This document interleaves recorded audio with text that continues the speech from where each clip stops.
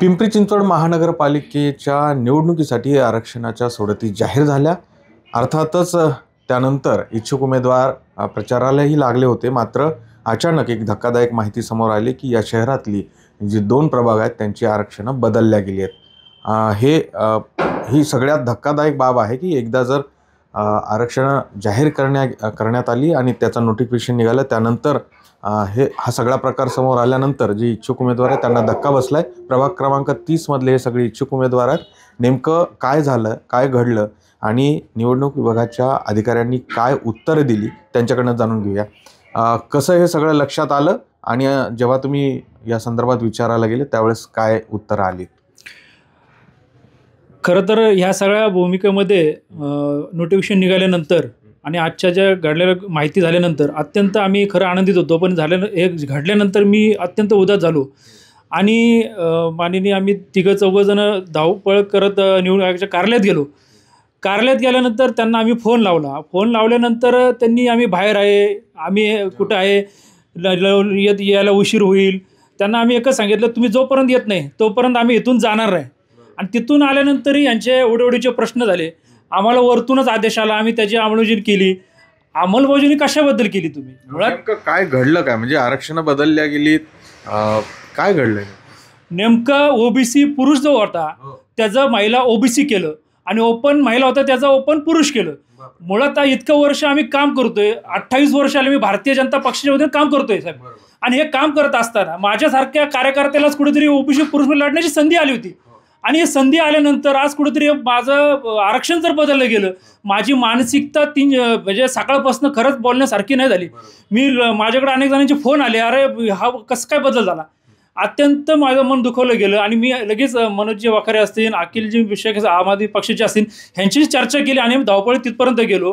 पण त्यांना प्रत्यक्ष उत्तर व्यवस्थित देता आलं। आम्ही त्याच्यावरची माहिती स्पष्ट करू, हे करू, ते करू एवढंच त्यांनी सांगितलं। आता म्हणतायत की या संदर्भामध्ये हरकती घ्या। खरं तर हे अत्यंत बेजबाबदारपणाचं वक्तव्य म्हणावं लागेल। एकदा आरक्षण जाहीर झाल्यानंतर अशा पद्धतीचा बदल होतो तर त्या संबंधित प्रभागाला त्याची सूचना किंवा त्या संदर्भातली माहिती देणं गरजेचं होतं का? काय नेमकं तुम्हाला सांगण्यात आलं आणि हे सगळंच हलगर्जीपणाचं वाटतंय का? या संदर्भामध्ये काय मागणी करताय? निवडणूक आयोग, पिंपरी चिंचवड महानगरपालिका, त्याचे जे उपायुक्त आहेत पवार साहेब, मी पहिल्यांदा त्यांचा जाहीर निषेध करतो की दिनांक 11 नोव्हेंबर रोजी पिंपरी चिंचवड प्रेक्षकगृहामध्ये त्यांनी सगळ्यांच्या समोर आरक्षणाचे सोडत, आरक्षणाचे नियम आणि शॉकिंग न्यूज मला सांगायची वाटते की त्यांनी 11 तारखेच्या आधी 10 तारखेला एक रंगीत तालीम घेतली होती, सगळी नियमावली पाहिली होती। असं असतानाही अशा अधिकाऱ्याकडून, अशा जबाबदार अधिकाऱ्याकडून अशी चूक होतेच कशी की तुम्ही जर 11 तारखेला एक आरक्षण डिक्लेअर करताय आणि आज ते आरक्षण तुम्ही डायरेक्ट पेपरमध्ये काय न्यूज काही वृत्तपत्रांमधून आम्हाला कळतंय सकाळी की तुमचं आरक्षण चेंज झाले।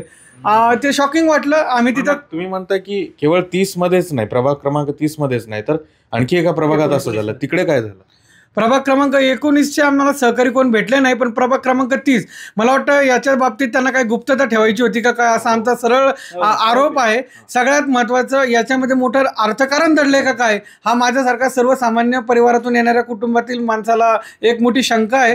कारण याच्या एवढी मोठा हे जर आरक्षणाचा विषय बदली होत असेल, सगळ्या नागरिकांसमोर होत असेल तर ही काय, मग या सगळ्या प्रक्रियेला अर्थ काय असा प्रश्न निर्माण झालाय? काय नेमकं म्हणायचं? मुळात निवडणूक आयोग आणि पिंपरी चिंचवड महानगरपालिका प्रशासन इतकं बेजबाबदारपणे वागू शकत नाही। हे अधिकारी वर्ग जो आहे त्यांना पूर्णपणे निलंबित करण्यात यावं आणि याची चौकशी व्हावी ही आमच्या सर्व कार्यकर्त्यांची मागणी आहे। कारण जर तुम्ही ह्या लोकमतामध्ये लोकांना मत देण्याचा अधिकार आहे, या लोकतंत्रालाच हा मोठा काळीमा फासणारी गोष्ट आहे। आज भारतामध्ये खूप अशा प्रकारचे आक्षेप होतात की बाबा मतदान प्रक्रियेतच घोळे किंवा गोष्टीमध्ये घोळे, लोक संभ्रमावस्थेत आहे। अक्षरशः लोकांना लोकतंत्रावरती विश्वास राहिलेला नाही अशी प्रक्रिया।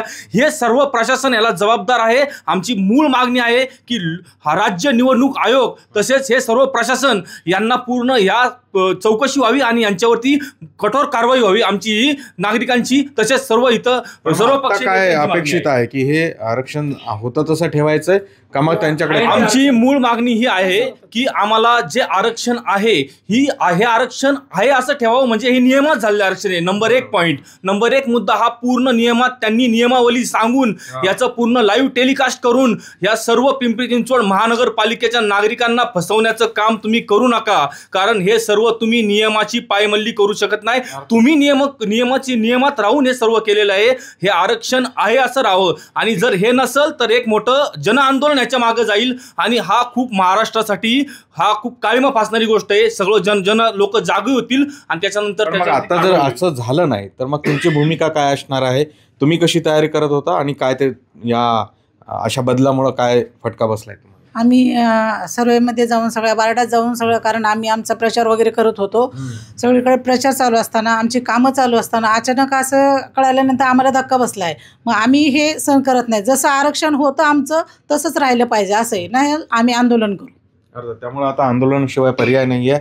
ज्या पद्धतीनं या सगळ्यांनी तक्रारी केल्या होत्या त्या तक्रारीला उत्तर देत असताना खरं तर निवडणूक विभागाचे जे अधिकारी आहेत सचिन पवार त्यांनी स्पष्ट सांगितले की तुम्हाला जर काही आक्षेप असेल तर तुम्ही हरकती नोंदवा.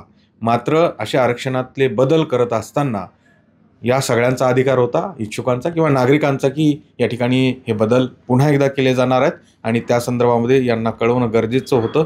एवढा तरी नियम सर्वसामान्यांना कळतो. मात्र यातही आपण बघतोय की हा यांचा तीव्र संताप जो आहे तो आत्ता त्यांनी व्यक्त केला.